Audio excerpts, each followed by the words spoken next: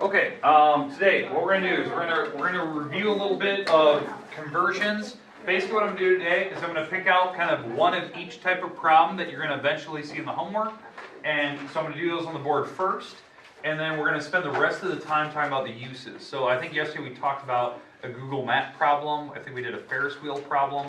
Today we'll kind of do something very similar. We'll do maybe a clock problem today. Maybe we'll do a record player type problem. But that's kind of what we're going to look at today. So it's going to be kind of more or less kind of mentally preparing you for what the homework's going to look like tomorrow. Homework is, I think, pretty straightforward, pretty short. It's not going to be very many problems at all. I'm going to pick just a few problems of each type. Maybe 2 or 3 of each type that I'm going to cover today. And then you're going to get homework that'll be tomorrow. Okay? All right.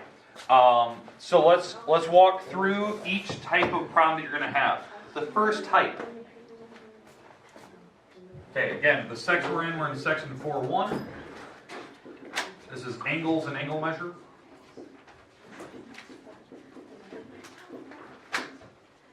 So that's the title of the section. The big thing I want to cover today is just to some few examples of what the homework will look like.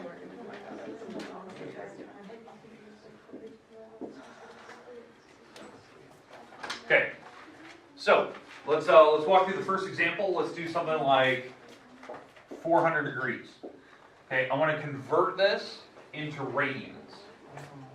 So convert into radians. So the first thing that we're going to have is the conversion thing, the conversion tool. You need to know your fraction that you have to multiply and convert it back to radians. Remember, if you don't know what a radian is kind of like a degree, but on a circular path, if you have a radius of a circle, and you travel along the circle where you travel the exact same distance as your radius, and you stop, the angle you just made is 1 radian. It's a different form of measurement for angles, where it's using the actual arc length and the radius to define what a radian is, like what the actual degree is. Okay? So conversion, when we take 400, what do we have to multiply by? Pi over 180. The trick is how I always remember like what the fraction is. If you want to get rid of degrees, because that's what 400 degrees is, right? The degrees are top and bottom.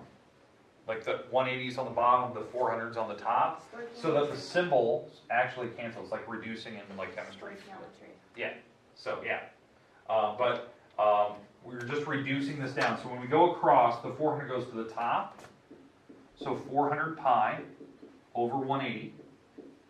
Okay, you can chop off zeros, so because that's dividing by 10, so it's 40 pi over 18. And then you want to divide both by 2. So we get down to 20 pi over 9. And I believe that's as far as you can go. That's the exact answer. Now I know the book prefers the exact answer, leaving it in terms of pi. That would be the answer I'm looking for, 20 pi over 9. I think on a couple problems, they're going to ask you to put it into what they say decimal form. So that's where you take 20 times 3.14, and you can go even further, 1592. You can go just a few decimals, just type it in your calculator, and then divide by 9, and you can get the rough decimal approximation of this. Okay. But most of the time they do want the exact answer in terms of pi. Now, typing this in, just so you know, let's see, what is that? 20 times pi divided by 9. I get 6.98. 6.98. How many decimals of pi do you have memorized? That. You don't know that? Nope. Guess what it is. Don't need to. I know what it is. Good, because you're looking at it. Okay. So, but no, my calculator can do 4 or 5. I'm good with that. That's all I need. Now, 6.98. That is radians. This is 1 radian. I think a radian is about 57 degrees-ish. Mm-hmm. So we're doing 6 of those. So, you know, the second one would be over here, third one, fourth one, fifth one, sixth one. We're just over maybe 360 mark somewhere. And again, it's 400 degrees, so we are actually past 360 by about 40 degrees. So it's in that ballpark where I kind of roughly guesstimated where it was going to be by just knowing what 1 radian is, and then just kind of spinning around, you know, counterclockwise, kind of guessing where 1, 2, 3, 4 radian is, just tacking the pictures onto each other. So it kind of gives me a feeling for how that works. Okay, any questions on the conversion? No. We good? Yep. Okay, hopefully Tori that filled you in on how to do it. Yep. Okay, let's move on. We're going to now take a radian angle and convert it back to degrees.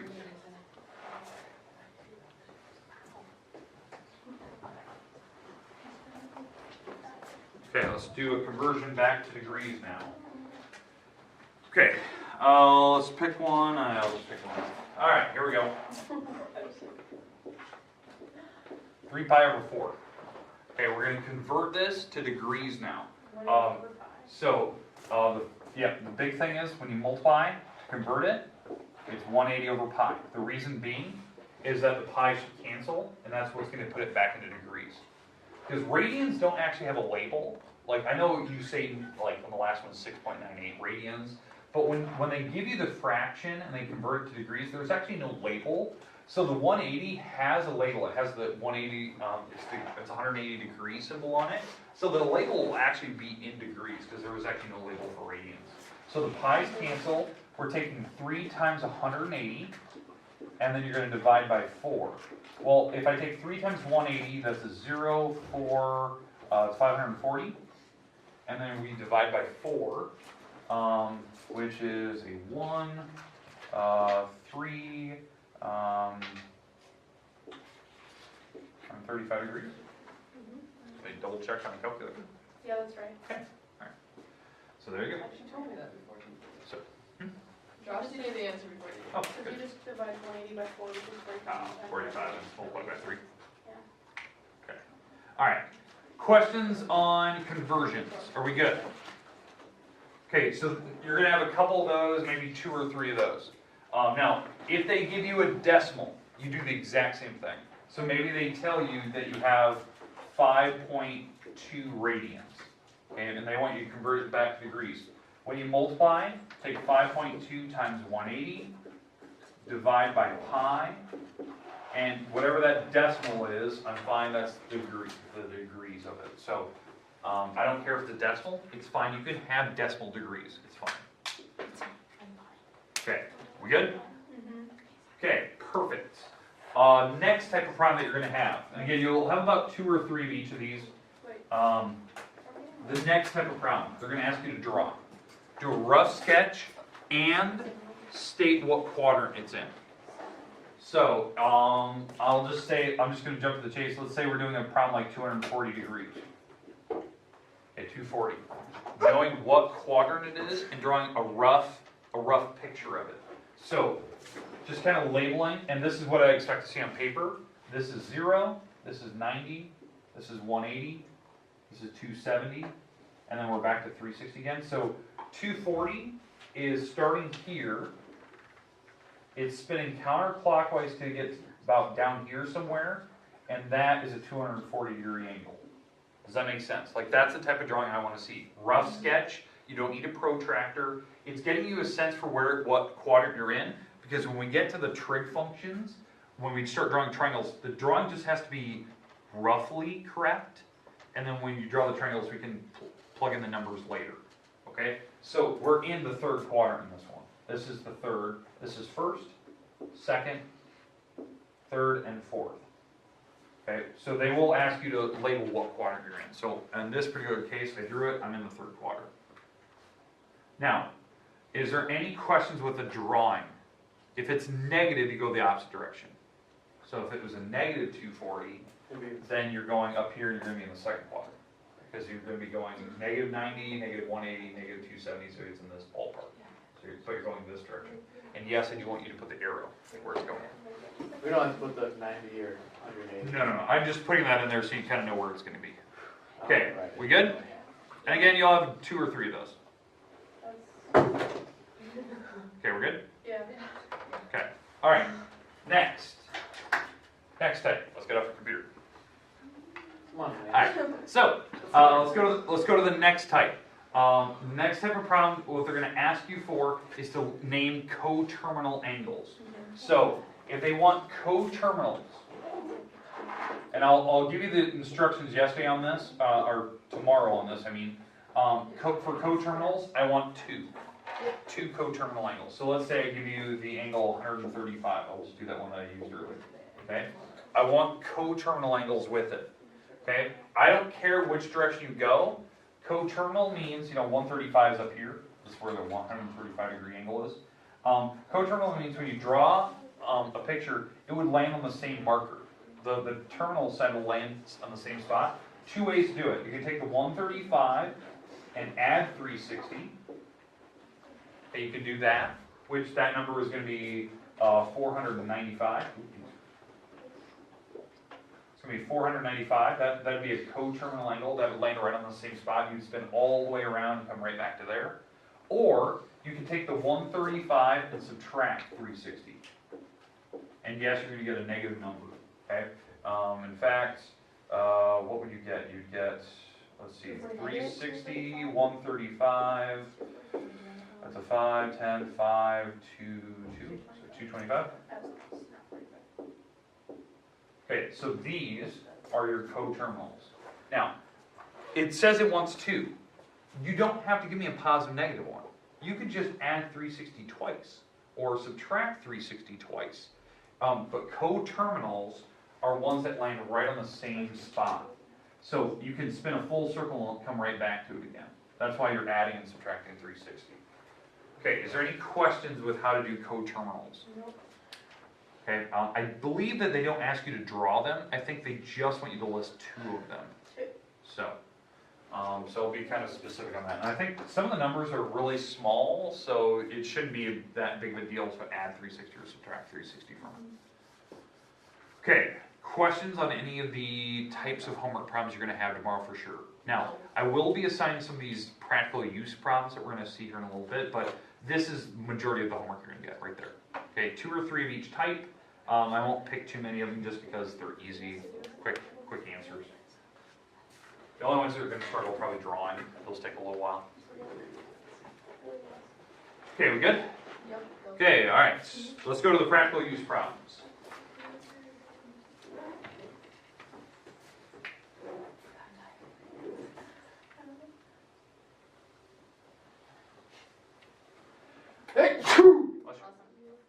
Okay, all right. Let's do a practical use problem here. Let me stop the camera. Okay, hey, let's stop talking. It's getting annoying. All right. So, okay. The first type of problem that I want to talk about. Let's talk about a clock problem. Then we'll work our way into. We'll do a clock. Then we'll do a globe problem again, and then we'll finish with like a record type of problem. So on a clock. So here's my clock. I'm going to just draw a rough guess. Okay, so here's my minute hand. And let's say the hour hand is over here at 7. Okay, so this is noon. That's 12 to 7. All right, and the question asks for the hour hand. I'm going to make that a little bit shorter. The hour hand is now pointing at 7 o'clock. At what angle? What angle did it pass through? Did it pass through? Okay, that's the type of question it'll ask. Okay, that it made with from noon to 7. Okay, so what angle did it make? So that would be the first type of question. I'm not joking. They have like 2-part questions. So it went from here down. Now don't worry about saying, oh, that's a negative angle because it's going clockwise. I'm not worried about drawing this in standard position because obviously starting at noon going to 7 o'clock, isn't a normal angle starting on standard position. It just wants to know what degree did it pass through. Okay, so the trick is to think about what is a full circle. 360. 360, right? It didn't go through a 360 degree angle. It didn't. It went through a smaller angle. In fact, it went through 7/12 of an angle. That's what it passed through. It went 7 hours out of 12. Does that make sense? Like where I'm getting that 7/12? That's 7/12 of a full circle.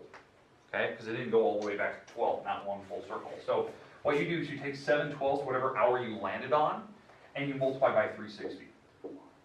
Because that will tell you, out of 360, what is the fraction you pass through. Does that make sense? Mm-hmm. That's the type of question they're going to ask first. So they're trying to get you to associate with like some circular path with an angle you're traveling at. So when you take the 360 divided by 12, what do you get? 30, Yeah. and you take that times 7, so that's a 210 degree angle.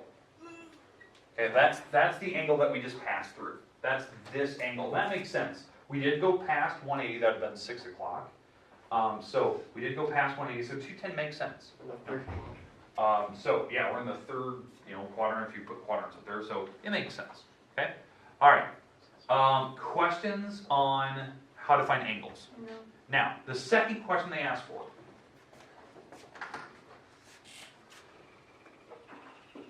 If the hand is 4 inches long, how far did the point on the clock travel?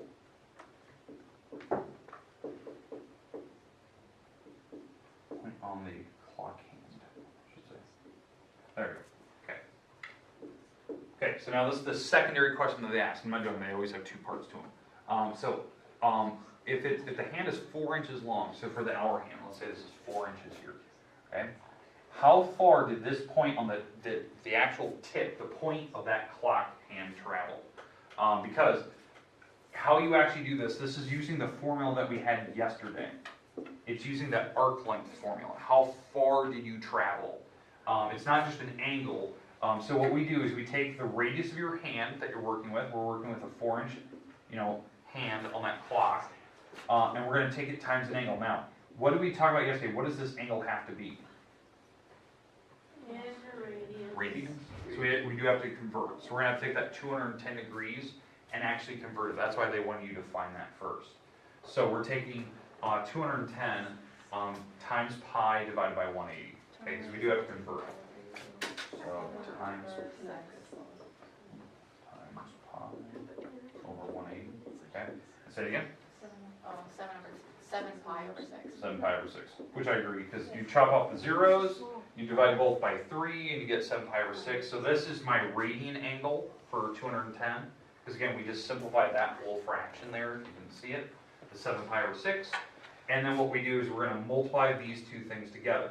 And they do want the answer in the exact answer as much as possible. So the exact result of this is taking 4 times the 7, which is 28 pi over 6 inches. And if you want to simplify that, you can. That's the exact answer. And if you want the decimal approximation, which it also asks for, because it says put it in exact form and decimal form. So then you take 28 times pi and divide by 6. And we travel 14.66 inches. That's the arc. So we did travel over a foot. Do you have to simplify the 28? If you want, I will have both. I'll have that answer and I'll have the one if you reduced it all the way. As long as that you are at least showing me where your angle is, you've converted it somehow, I don't even care if you simplified that, and then you figure out your answer in the very end. Because you do need some exact form and some decimal form. Okay. Okay, questions on how a clock hand travels and the formula that we used? Nope. So now, I know the question I had when I walked in here, what you asked, what is the theta on that? Like, what's the symbol? It's theta. It has to be in radians. So it's an angle. The r is the radius of whatever circle you're dealing with. That's the hand on the clock, I guess. And then the s is the arc length, the actual circular path you travel. Okay, we good with that? Yep. Okay. The next problem that I want to cover is we're going to go back to that Google Maps problem because we didn't even finish it yesterday. I kind of just hinted at what we were doing with that one. We'll just kind of make up a problem here. I'll try to make one kind of easy. We'll actually check Google Earth and see if it's actually somewhat correct. Let's see. Let's just pick random towns here. Let's go with like Canala. Georgia. Kanawha, and we'll go. Nevada. Let's go somewhere south. So Nevada. Kanawha, let's go. San Antonio. Yeah, let's go San Antonio. Somewhere like really far south. That'll work. So, okay, we're gonna go Kanawha. How do you spell Kanawha? K-I-N-N-E. Okay, Kanawha, and we're gonna go to San Antonio, somewhere directly south of us. I don't wanna go at a weird angle, because that would require that we have to set up triangles and all that good stuff. Yeah. So we're gonna go directly south of us to San Antonio, and we're gonna just assume it's directly south. So what we're gonna try to find is we're gonna try to find the actual distance. Okay, without just typing, that into Google Earth and saying, oh, hey, it's, 500 miles or whatever it's gonna be. Okay, I don't wanna just type that in. I actually wanna show you the actual math that Google actually calculates, because it uses that formula. It's a very easy formula, right? You need the radius of whatever circular path you're on. Well, if we're dealing with a circular path, we're actually dealing with the Earth. So it's 4,000. So imagine that I took the Earth and I just cut clean right through the center. So this is the core of the Earth, this is the crust of the Earth. So I'm looking at it from inside out. So this is the core of the Earth. This is Kanawha. This is San Antonio. That's a terrible K. All right, so there's Kanawha and there's San Antonio. So I want to figure out the actual distance on the crust of the Earth, because this is an actual curve, right? It's not flat. A lot of people think, oh, it's flat, so you can just use a distance formula from geometry. It's not. It's an actual curve on the Earth. And that's why Google actually uses this formula to calculate distance on a GPS system. So what it does is it will first find, the radius of the Earth, which is about 4,000 miles. Yeah, I think it's 3,996 or something like that, but we're close enough. We'll say 4,000. And it will find the angle right here in terms of radians. Now, how it does that, it finds what the latitude of Kanawha is. It finds the latitude of San Antonio from the equator. Because latitude lines, if you don't know, latitude is where they measure from the core of the Earth to the equator. That's 0 degrees, north. And then every line that goes up for latitude is from the core up. So it's an angle going up. So it's 10 degrees north or 20 degrees north. And eventually it gets to the North Pole, which is 90 degrees north, right? That's from the core, from the equator up. So that's what the lines of latitude are. A lot of people don't know that. They just don't think of it. It's the actual angles from the core going up from the equator. So all I need is what those angles are in terms of latitude. So let me type this in. So I'm gonna type in Google Earth here, just to get what these numbers are, so I'm at least somewhat accurate. Then we'll actually type this in. In fact, I'll just show you up here what I'm talking about. Okay, in fact, let me just type in Kanawha. Okay, Kanawha, Iowa. And yeah, you can just look up latitude of certain towns. All right, let's see. Kanawha, Iowa has a latitude of... Okay, according to Google, the latitude number from the equator up, the actual angle is 42 and it's almost 43 degrees. It's nearly perfect on 43. It's 42 and 56 minutes, which is almost 56 minutes there's 60 minutes in a degree. So it's nearly 43 degrees perfectly, okay, from the equator up. So it's this halfway point. It's almost halfway between 90 and is the equator. Okay, now San Antonio. If I type San Antonio in. San Antonio. Okay, San Antonio, we're going to assume this is directly south. It's not, it's a little bit off, but we're going to be in the ballpark. San Antonio's got 29 degrees. It's 29.5. 29, or I should say, is it 29.5 or is it 39.5? 29? Okay. Yeah, way further south than I thought it was. All right, so what we're going to do, now that these are the degrees for the north and south of the latitude numbers, we're going to subtract the two numbers from each other. So the actual numbers here are, is that 13.5 degrees? That's the difference between them. That's this angle here, but we have to convert it. So that's 13.5 degrees. So we're going to convert it to radians, and then we'll plug that in. So 13.5 times pi divided by 180. We're going to take that times 4,000 miles, and this will give you the arc length, and that's the distance that Google will spit out. That's all it does. It's a really quick number, right? Because you convert it to radians, and you take it times the radius of the circle, and boom, you have your number. So, typing this in, 4,000 times, now in parentheses, I'm going to go 13.5 times pi, and we're going to divide by 180.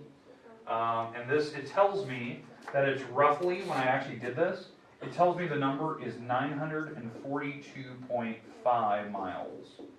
And that's, again, this is really rough approximations. I'm not going super exact, because, you know, there was way more decimals past this. This is not accurate. I'm 4 miles off. But this is in the ballpark. Now, Whit, did you type it in at all? Distance? Yeah. Yeah. What was the number roughly that they said? 1,113. Okay, so it's off by about 100 miles. So, but I was in the ballpark for just guesstimating. Yeah. That's not bad. 100 miles isn't very far. I mean, and the other thing that is, if you actually look at the map itself, of, you know, here's the United States. There we go. Here's the United States. All right. Canal is here. San Antonio. All right. San Antonio is like over here. Okay. It's not the most accurate drawing in the world, but it's actually at like a weird diagonal. It's not perfectly south. So that means we actually have to do a triangle. So it is longer than I expected, because I was actually finding this spot, this distance, not the diagonal. Well, barely anything's gonna be perfectly south. Yeah, so it's somewhat southeast or west.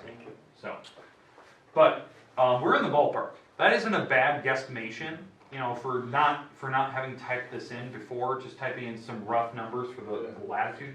That's really all I needed, and I could have guesstimated that if I looked at a globe to get kind of guesstimate what those numbers are, get kind of a rough sense of distance.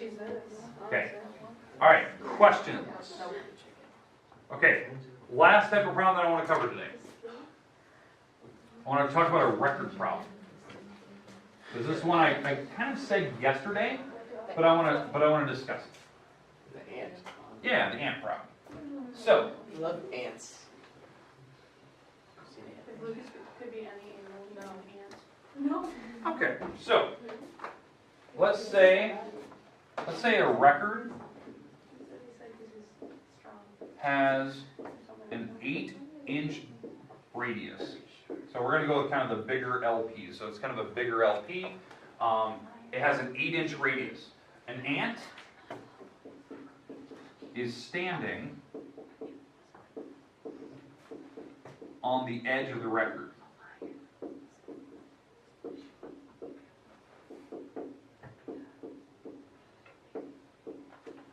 If the record has a rate of 14 revolutions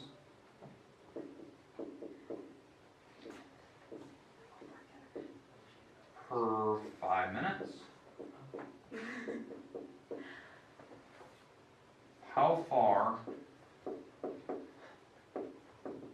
did the ant travel? Now again, that rate is definitely significantly less than what I calculated when I was in college, but this will give you a sense for how to actually attempt this problem.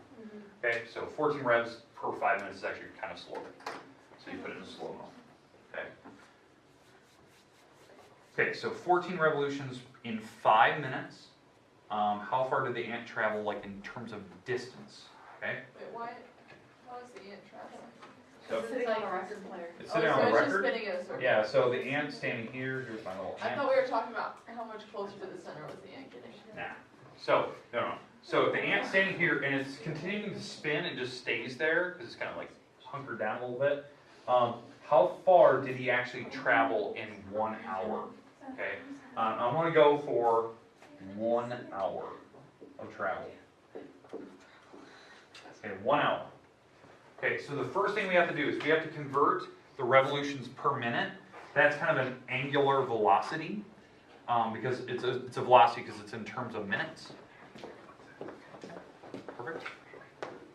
So I want to do a quick conversion. Let's convert that angular velocity, and then what we'll do is we'll calculate how far did my ant actually travel. Okay, so 8 inches. So that's my radius, 8 inches. Okay. We're gonna convert this into revs per minute, so we have 14 revs per minute, per 5 minutes, I should say. Okay, so these are the numbers I need. Now, the first thing I have to do, if revolutions, what is a revolution? It's a time around. 360, it's a time around, right? Okay. So it's 360 degrees. Well, the shortcut that I told you yesterday, one revolution is 360. It's also known in terms of radian as 2 pi.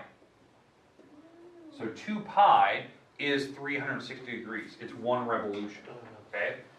So that's your little symbol. So you don't need to like take 14 times 360 and then divide, by 180 and take it times pi. You're going to just multiply by 2 pi. That'll convert it automatically to radians. Now what this will give me 28 pi over 5 radians per minute. Okay, if I actually take that number, okay? Because that's converting it back to what we call angular velocity. Instead of going revs, like the circular velocity, we're going angular. So we convert it to radians. We take that number times 8 inches, and what this will give me what they call the circular velocity, like the actual velocity that the actual distance you're traveling, the arc length. But what this will give me is it will actually give me the distance in inches per minute. Does that make sense? Mhm. That's what it's going to give me. And then we times that by 60. Exactly, because we're going to go for 1 hour. Okay. Times it. So we're going to take 8 times 28. So doing this out, so 8 times 28, Equals 8 times 28 times pi, and divide by 5. And this is 140 inches per minute. And I did divide by 5 already. So that's how far the ant's traveling per minute. And we went for 60 minutes. Okay? And it's actually 140.74. Okay? So 140.74. So now we're going to take that times 60 because we went for a full hour, not just 1 minute.